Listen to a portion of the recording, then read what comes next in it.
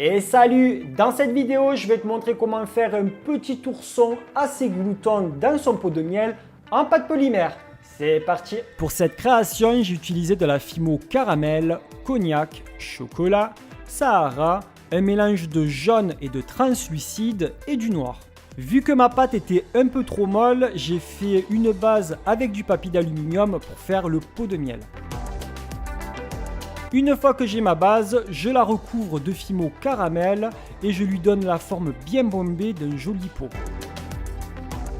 Je fais un boudin de couleur caramel et je vais le positionner sur la hauteur du pot pour faire les bords. Une fois que c'est positionné, je coupe l'excédent et je soude les deux parties du boudin ensemble. Toujours avec la Fimo caramel, je fais une boule que je vais travailler légèrement avec les doigts pour lui donner la forme d'un couvercle. Je fais un boudin que j'entoure au bord du couvercle pour faire les bords du couvercle. Et maintenant, je vais faire une petite boule de couleur cognac et je vais la placer au milieu du couvercle pour faire la poignée. Je fais un boudin de couleur cognac. Je l'aplatis légèrement avec mon rouleau et je vais le positionner au milieu du pot. Donc là maintenant je vais le travailler pour que ça soit bien droit avec mon aiguille et mon pinceau en silicone. Et une fois que mon pot est fini, je le fais pré-cuire pendant 10 minutes à 110 degrés. Pour la tête, j'ai fait une boule de Fimo chocolat et je vais lui donner la forme d'un visage en la travaillant avec les doigts sur les côtés. Avec le manche de mon Doding Tool, je vais le creuser légèrement pour faire la démarcation entre le museau et les yeux. Je donne des petits coups légers comme si j'allais l'aplatir, sauf que je ne veux pas l'aplatir, je veux juste que ça soit léger pour faire une démarcation. Avec une boule de couleur Sahara, je vais sculpter le museau et je vais le positionner à son emplacement.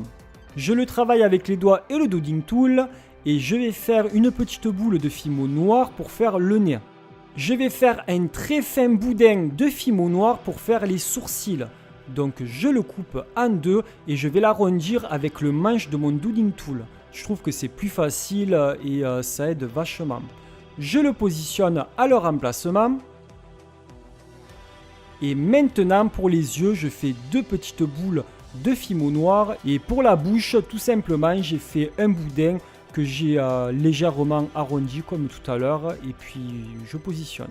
Pour les pattes, j'ai fait un boudin de couleur chocolat que j'ai coupé en deux et je vais aplatir l'extrémité au niveau de la coupure. Je positionne les pattes sur le pot que j'aplatis bien pour que ça adhère et que ça accroche bien. Hein. Pour les oreilles, j'ai fait deux boules de couleur chocolat et je les aplatis légèrement. Je creuse avec mon pinceau en silicone l'intérieur pour pouvoir positionner deux boules de couleur Sahara pour faire l'intérieur de l'oreille.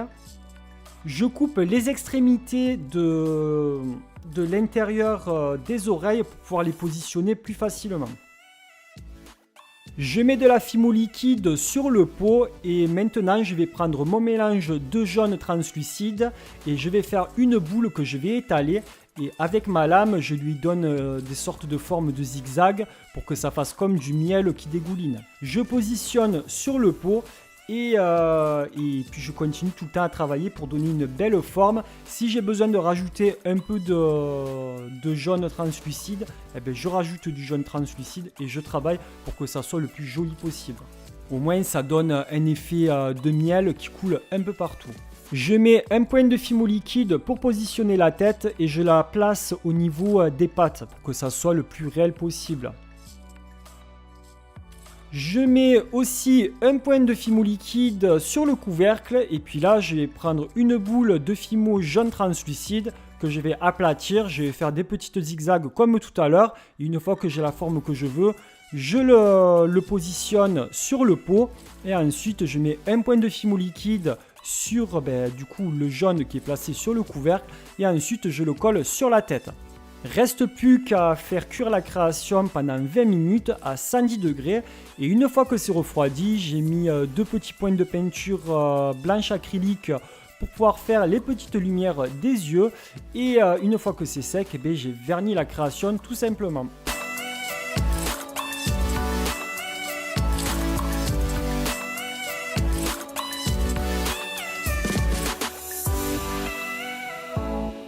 Merci d'avoir regardé cette vidéo jusqu'à la fin. Tu peux me donner ton avis sur la réalisation dans les commentaires.